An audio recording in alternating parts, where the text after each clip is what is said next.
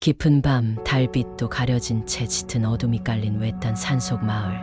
그곳에는 오랫동안 사람이 살지 않는 한적한 집이 하나 있었다. 마을 사람들조차 거의 잊어버린 그 집은 사라진 자들의 이야기로 가득했다. 이 마을에서 실종된 사람들은 대개 그 집 근처에서 마지막으로 목격되었고, 마을 사람들은 그 집을 죽음의 집이라고 불렀다. 영민은 그런 소문을 듣고도 믿지 않았다.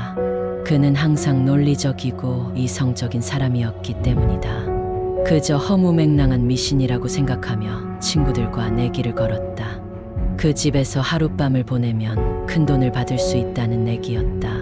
친구들은 그를 말렸지만 영민은 두려울 게 없었다. 그는 짐을 싸서 곧장 그 집으로 향했다. 집에 도착했을 때 낡고 쓰러질 것 같은 모습이었지만 그저 오래된 건물일 뿐이라고 생각했다.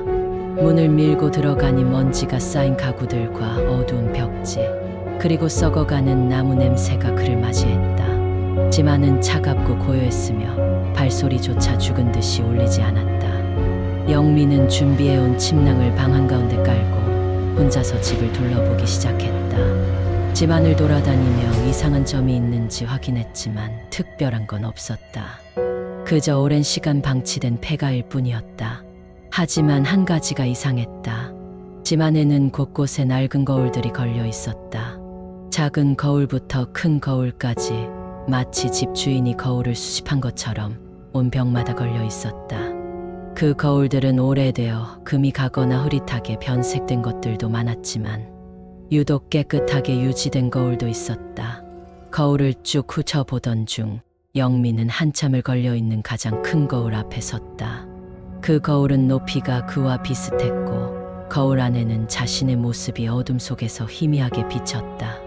그런데 그 순간 무언가 이상한 것을 느꼈다.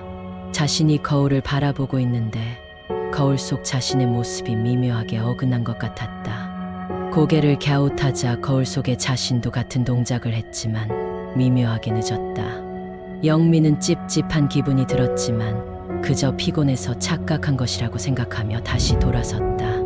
그런데 그때 등 뒤에서 차가운 바람이 스쳤다.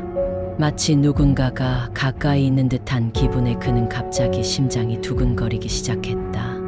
그는 돌아보지 않고 무작정 방으로 돌아가 침낭 안으로 몸을 밀어 넣었다. 침낭 속에서 숨을 고르며 스스로에게 침착하라고 되뇌었다. 아무것도 아니야. 그냥 상상일 뿐이야. 하지만 곧 그가 누운 자리에서 방 안의 공기가 차가워지기 시작했다. 어쩌면 찬 바람이 새어들어오는 것일지도 모른다고 스스로를 안심시키며 눈을 감았다. 그러나 그의 눈꺼풀 아래에서 느껴지는 불길한 기운은 점점 강해져 갔다. 그리고 그 순간 아주 미세한 소리가 들려왔다. 쓱쓱 쓱쓱. 처음엔 바람 소리라고 생각했다. 그러나 그 소리는 점점 뚜렷해졌다. 마치 무언가가 방 안을 천천히 돌아다니며 바닥을 긁고 있는 듯한 소리였다. 그는 숨을 죽이고 가만히 누워 있었다. 몸을 움직이려 했지만 공포에 휘말려 몸이 굳어버렸다. 그리고 그 소리는 점점 그에게 가까워지고 있었다. 쓱쓱 쓱쓱. 그 소리가 바로 그의 머리맡에서 멈췄다. 그때 그는 한 가지 깨달았다. 그 소리는 바닥을 긁는 소리가 아니라 거울을 긁는 소리였다. 누군가가 거울을 긁고 있는 것이다. 그는 더 이상 참을 수 없었다. 침낭에서 벌떡 일어나 방을 살폈다. 하지만 방 안에는 아무도 없었다. 거울을 바라보았을 때 그는 심장이 멎을 뻔했다. 거울 속 자신의 모습이 서 있었다. 하지만 그 자신은 미소를 짓고 있었다. 영민은 공포에 질려 몸이 굳었다. 거울 속 모습은 자신과 똑같았지만 그 미소는 섬뜩했다. 그리고 갑자기 거울 속 영민이 천천히 고개를 기울이며 그를 응시했다. 그 순간 거울 속의 영민이 스스로 말을 하기 시작했다. 너도 여기에 갇히겠지. 영민은 믿을 수 없었다. 목소리가 분명 자신의 것이었다.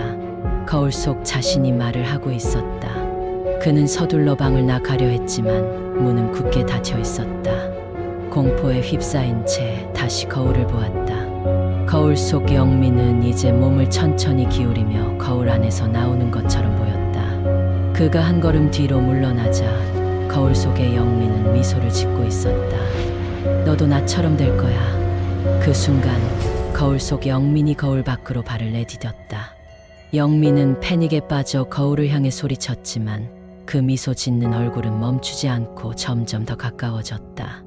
그는 필사적으로 문을 밀어보았지만 열리지 않았다. 거울 속의 형체는 이제 방 안에 완전히 나와 있었다. 그 모습은 분명 그의 것이었지만 눈빛과 표정은 전혀 다른 존재였다. 영민은 거울 속 존재가 자신을 향해 손을 뻗자 온몸에 서늘한 공포가 스며드는 것을 느꼈다. 그 손이 닿는 순간 그는 그 자리에서 그대로 굳어버렸다. 그리고 다음 순간 눈앞이 깜깜해졌다. 얼마 후 영민의 친구들이 그를 찾기 위해 그 집을 방문했다. 그러나 그들이 발견한 것은 공포에 질린 채로 방 안에 쓰러져 있는 영민의 시체였다. 그의 얼굴은 마치 자신을 바라보는 누군가에게 끝없는 공포를 느낀 듯한 표정을 하고 있었다. 그러나 가장 소름 끼치는 것은 그 거울이었다. 그 큰 거울 속에는 여전히 영민의 모습이 남아 있었다. 이제 그의 얼굴은 미소를 짓고 있었다. 그 거울 속에서 말이다.